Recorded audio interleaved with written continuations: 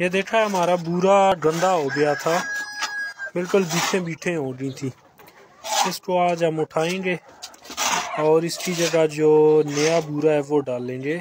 फिर जब इतना गंदा हो जाए ना तो इसमें जरासीम, बीमारियां, ये चीज़ें बहुत ज़्यादा बढ़ जाती हैं, उसमें आपका परिंदा डिस्टर्ब होता है। जी अस्सलाम वालेकुम दोस्तों, बहुत सारे आप पूछते हैं जो मुर्गियों का जो नीचे बिस्तर होता है वहाँ पे क्या डालते हैं। तो ये रंदा लगा होता है ना, इसके साथ ये बूरा निकलता है।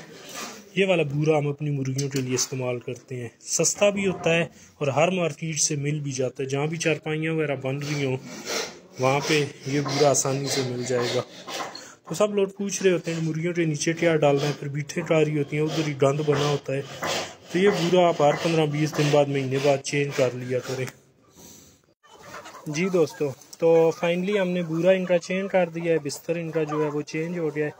देखें आप माशाल्लाह, यही वो इनका बिस्तर था जो पानी से खचाखच बड़ा हुआ था, लेकिन अभी फ्रेश बूरा डाला है।